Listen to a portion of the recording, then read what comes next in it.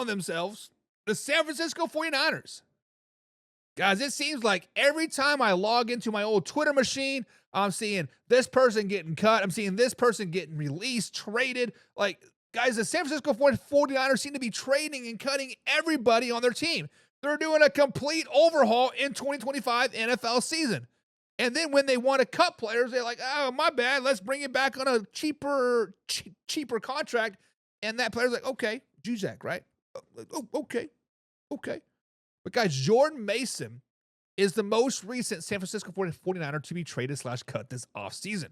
He was acquired via trade by the Minnesota Vikings for a 2026 sixth-round NFL draft pick.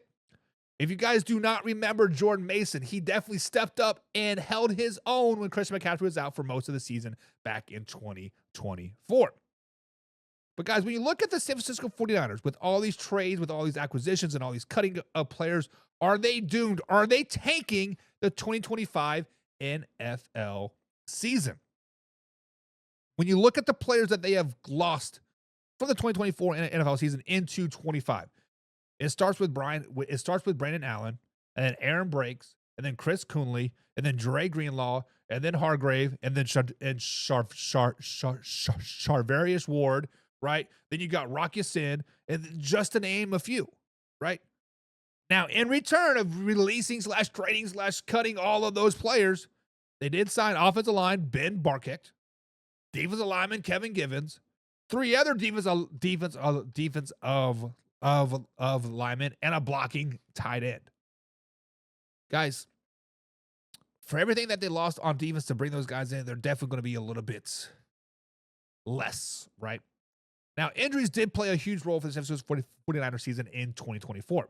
Christian McCaffrey missed nearly the whole season. Brandon Ayuk only played 7 games after sitting out the first 2 for a contract deal. Trent Williams was dealing with like the death of his kid and some injuries. He was out, and then Brock Purdy got injured the last 2 games of the season.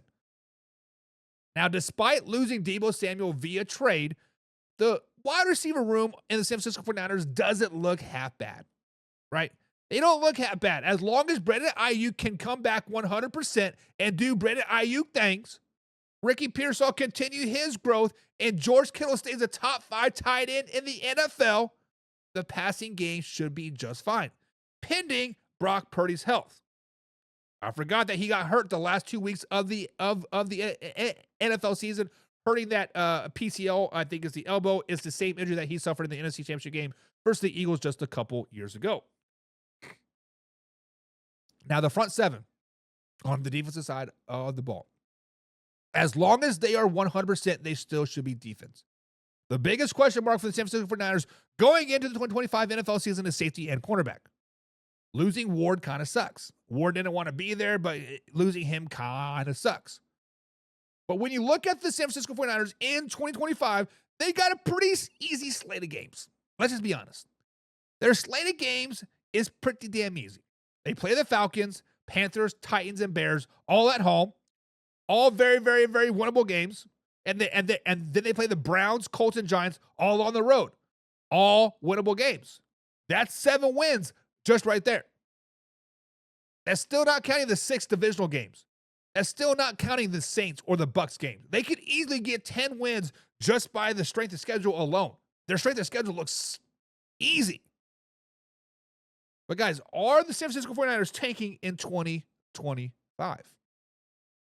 I think the answer is clearly no. They are making room to sign some players, aka Brock Purdy, in the years to come.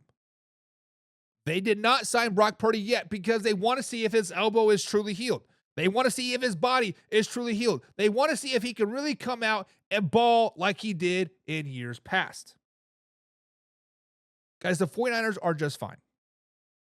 They are just fine. They'll be okay. And they are going to be competing for the LA Rams for the NFC West divisional title in 2025. They are going to be competing in a playoff spot in 2025. As long as Kyle Shanahan is at the helm, they are going to be competitive. He changes his scheme to fit his players each and every year. Go back and watch the tape. Kyle Shanahan is a great coach. He's a great X's and O's coach. Nut crunch time, different story. up by 14 points versus the Kansas City Chiefs in the Super Bowl. Different story. I'm just saying. There's a lot of room to grow still for the San Francisco 49ers, so let's not get crazy yet, but they're definitely not tanking. Definitely not tanking.